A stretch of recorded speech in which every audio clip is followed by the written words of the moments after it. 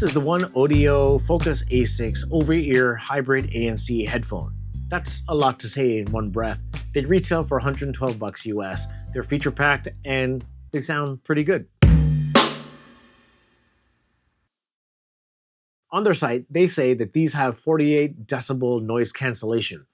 They also say they're high-res audio certified, they have LDAC support, they have Bluetooth 6.0, smart app control, 75-hour battery life. They're comfortable for all-day wear. They have a metal CD textured ear cups. They're available in black and white. And, you know, this is an audio channel, and we talk about great sounding audio on this channel. And a large swath of you out there are audiophiles, and there's a certain audiophile sound to a lot of these headphones. This is more of a consumer lifestyle headphone. It's $100, it's wireless, it works, but there is a certain sound to it. It's a U-shaped sound where it's deep on the bass, it's got nice sparkly treble, and the mids are a bit more recessed. That's the sound you're getting. So if you're an audiophile and that's what you're looking for, you can pretty much stop right now. But if you are out there, you're looking for a $100 headphone, you want it to be wireless, you want it to be good enough sounding, and you want to wear it out and about and not really worry about it. You want to wear it to the gym, out for walks and runs like I do. This is a good headphone for that. I have a pair of Sony foldable wireless headphones that I bought for $45 at Best Buy, and they sound bad. They don't sound good at all, but they serve a very specific purpose. They block out the horrible music that they play at the gym, and I get to listen to my music off my phone. There's nothing audiophile about the sound, but they don't fall off when I'm doing bench press, and that's all I need from those. I treat them like garbage. They're usually on the floor on the passenger seat of my car. I don't clean them. I don't take care of them. I don't think there's an app, or I haven't even looked into it. They're bad.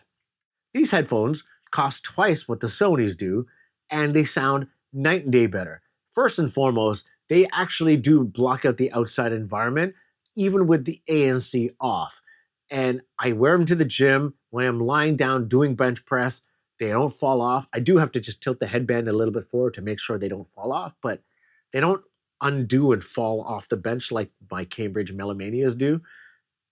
They're so much better for the gym that they're going to be my go-to out and about exercise headphones from here on in because they work really well. And for my walk down to the water, I like the Focus A6s with ANC off overall just because I have to walk on a main road and my neuroses is just worried about getting hit by cars, so I leave it off so I can hear everything. With the other modes, wind noise transparency, certain things get boosted. It mostly just kind of cuts off the low end, and I don't really appreciate that as much because it does muffle the sound a little bit. What I did find, even with ANC off, is I walked by a creek and I couldn't hear it. So I think it does a good job without anything activated. Where I think the ANC would come in handy is if you work in an office that's kind of loud, or you're on a flight or something where you just want to cut out that constant noise and it gets irritating. That's where it would probably come in the most handy. But for my sample size of one use cases where I work from home and I'm not around people that often, or I'm not commuting a ton, that I don't really need it as much. Let's just be honest here.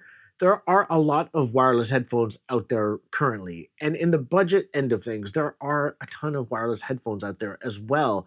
And this is another one that you can just add to that pile of considerations for wireless headphones. And if you're cross-shopping for best deal, consider this one as well. If your priorities are less on audiophile sound quality and just ease of use, long battery life, and potentially some ANC noise cancellation, add this one to the pile. I don't know if this needs to be said at all, but I don't have anyone else to tell this to, so I'm going to tell it to you.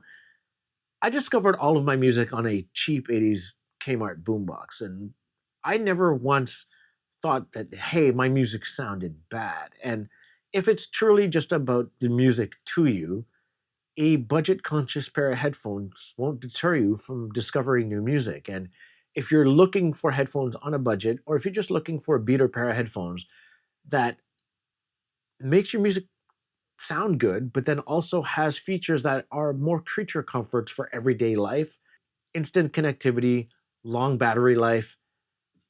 This is a no-brainer. And that battery life, they say 75 hours. I haven't timed it yet, but I haven't ran out of power. And I've gotten these headphones about a week and a half ago.